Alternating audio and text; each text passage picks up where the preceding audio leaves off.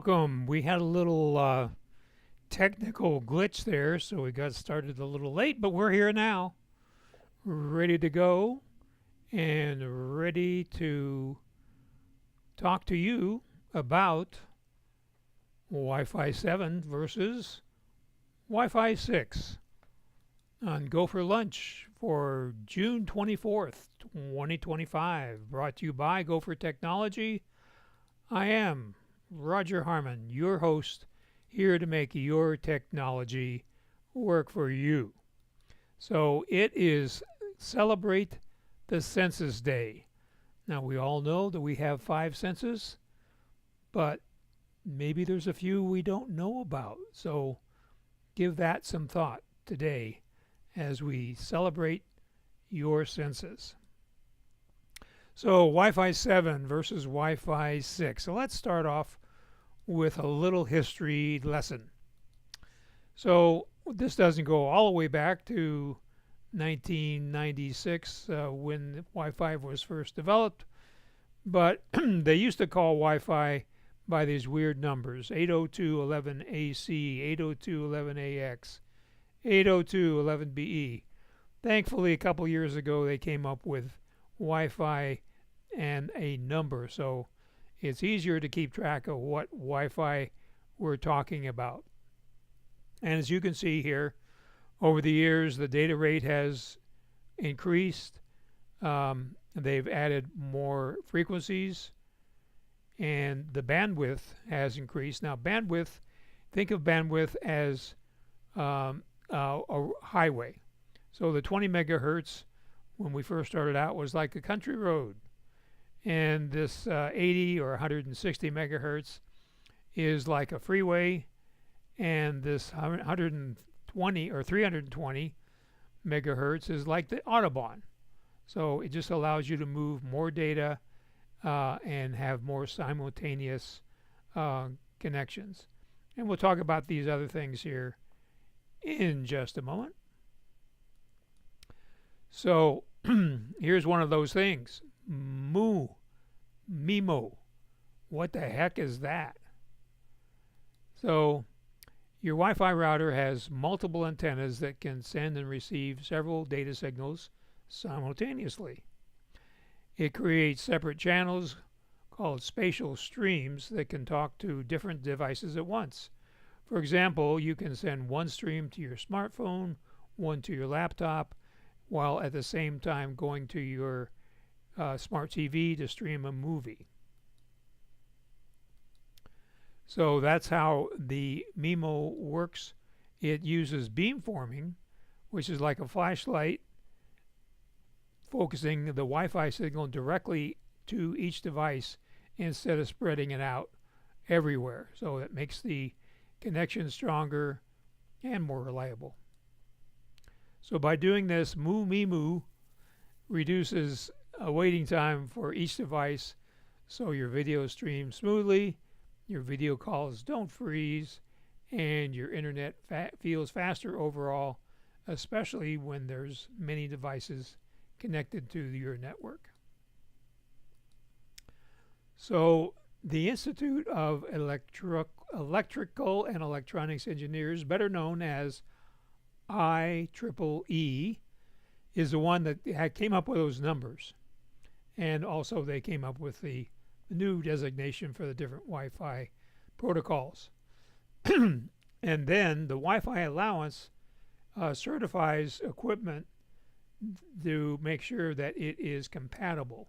So you should always look for the Wi-Fi certified emblem on any product that you buy, so you know that it is probably compatible with any other equipment. So Wi-Fi technology has evolved since 1996, 1997 to improve the speed, the range, and the reliability. And early versions operated only on the 2.4 speed. And in fact, some devices today, like some home automation devices, still operate only on the 2.4. And interestingly enough, your microwave operates on the 2.4. You may have seen some interference while you're cooking dinner. So Wi-Fi 4 introduced the 2.4 and the 5 gigahertz and the MIMO technology. And then Wi-Fi 5 increased the speeds on the 5 gigahertz and added beamforming. So then we came along with Wi-Fi 6, which added more efficiency, lower latency, and support for the 2.4 and the 5 gigahertz bands. And then we got 6E, which introduced the 6 gigahertz band. So that provided more channels, less interference. This would come into play where you have people closely situated, like in an apartment building, where you have more interference. So Wi-Fi 6E would help with that interference problem. And then Wi-Fi 7 supports all 3 bands with ultra fast speed and multi-link operation. What the heck is that? Well, we'll talk about that here in a minute.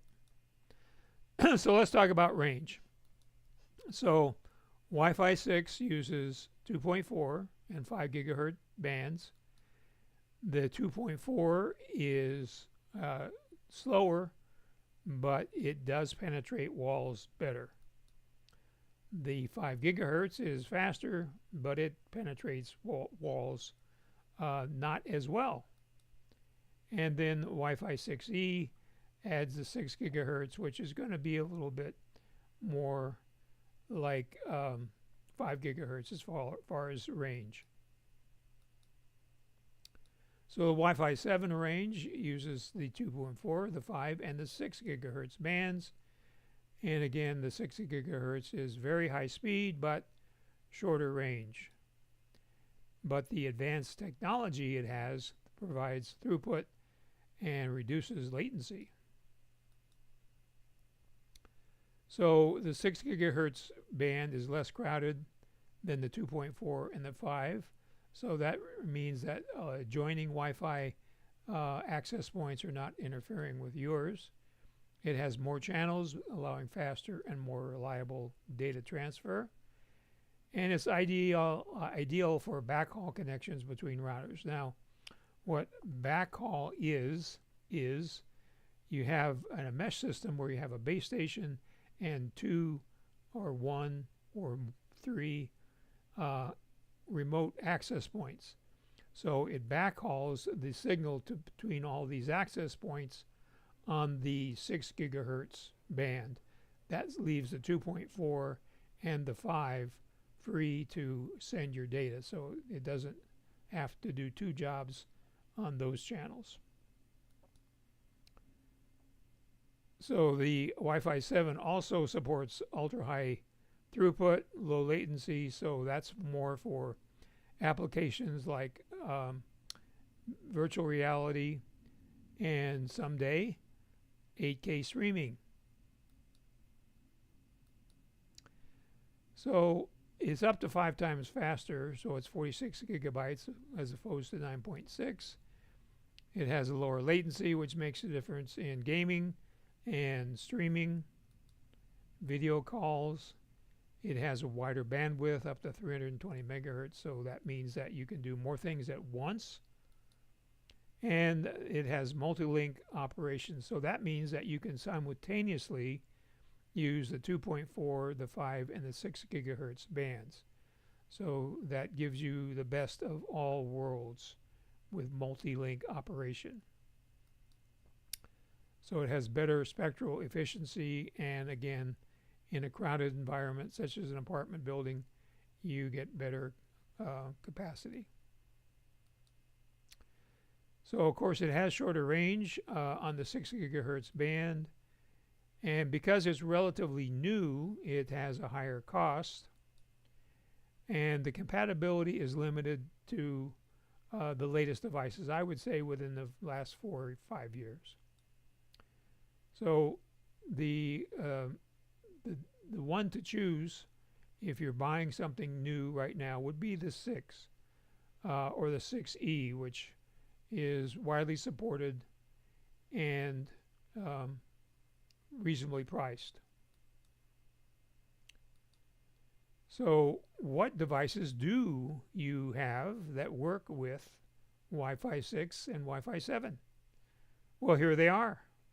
It's an iPhone 11 or later working with Wi-Fi 6, iPad Air 3rd generation or later, MacBook Air M1, Apple TV that came out in 2021, and the HomePod Mini. Then we have support for Wi-Fi 7 with the iPhone 17 or later, the iPad Pro 6th generation or later, the MacBook Pro 2023 or later, the Apple TV 4K that came out in 2023, and the latest HomePod. So if you have these devices, you are ready to go with either Wi-Fi 6 or with these devices you have Wi-Fi 7. So let's get to questions. So please share the GoFor Gazette with anybody you know that uses Apple devices. Of course, that comes through your email inbox Monday morning about 7 o'clock. And Go for Lunch is on vacation for July because we are going to Macstock. And I mean by we, Bob, Wood, and I, and maybe some of you, I don't know.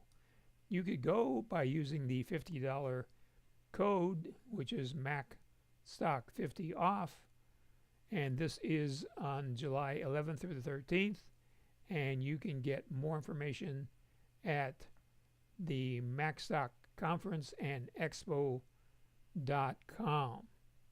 So let's see what questions we have, if any.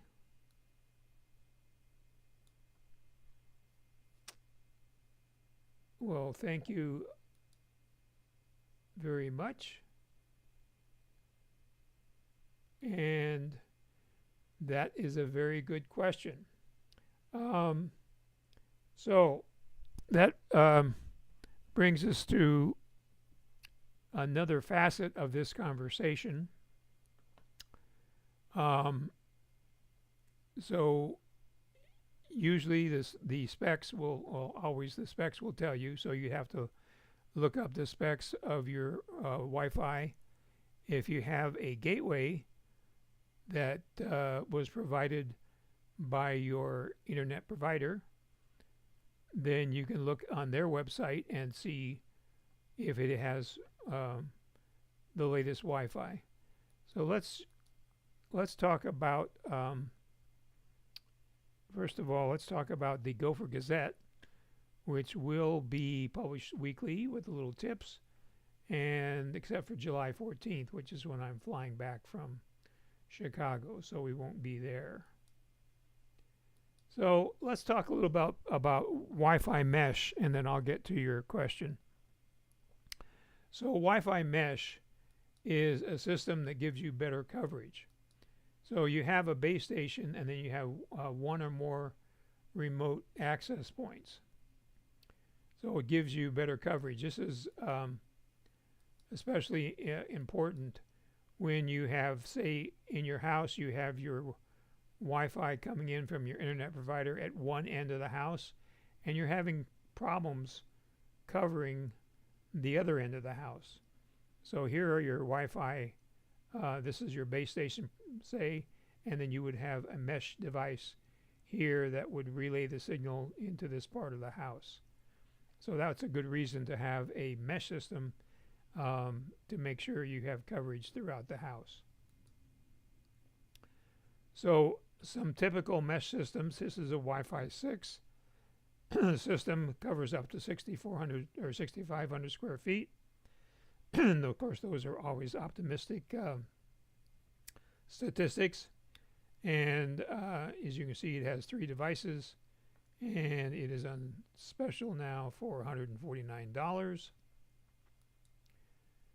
And then you can get a Wi-Fi 7, which it has more features, has the beamforming, it has the MU-MIMO, but it is $419. But wait, there's more. So you can get Wi-Fi 7s with less features, but it is Wi-Fi 7 for $199 with this mesh system. So that shows you some of the different stories on Wi-Fi and what's available. So those are just ones that we have. There's lots of different brands out there. Eero is a good brand, but TP-Link is the less expensive brand and still has good quality. So hopefully that answered your question. And so I answered your question there. So that is the starting price. So and again, Prime Days is coming up here shortly. So Amazon will have specials, and they may have something lower priced on Wi-Fi 7 or Wi-Fi 6 even. So yeah, the mesh system gives you better coverage in the far corners of your house. So let me also tell you something about if you have Comcast, also known as Xfinity, their XFi Advanced Gateway is Wi-Fi 6E, and it looks something like this. Now, I have never seen one of these in captivity. The ones that I see have a slanted top here and an angle. So if you have a flat top here, then you have 6E.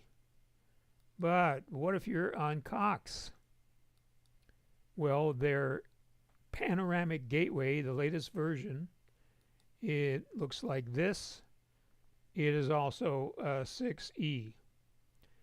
So if you have a modem, what they call these gateways, if you have a gateway that is more than 2 or 3 years old, you should call your provider and get a free replacement if you're leasing it from the company.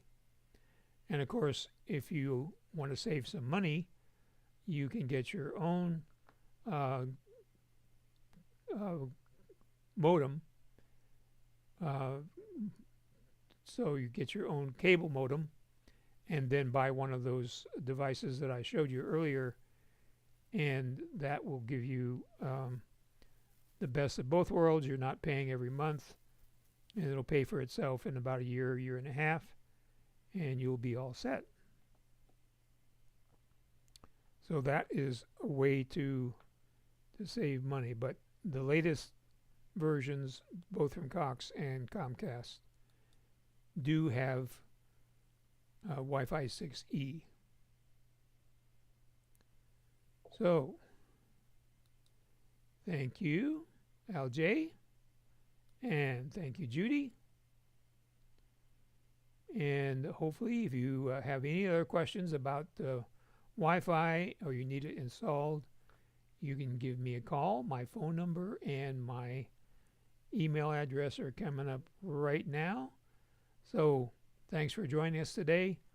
Have a great week, and we'll see you we won't see you next Tuesday. Next Tuesday is July. So we'll be off for the month of July.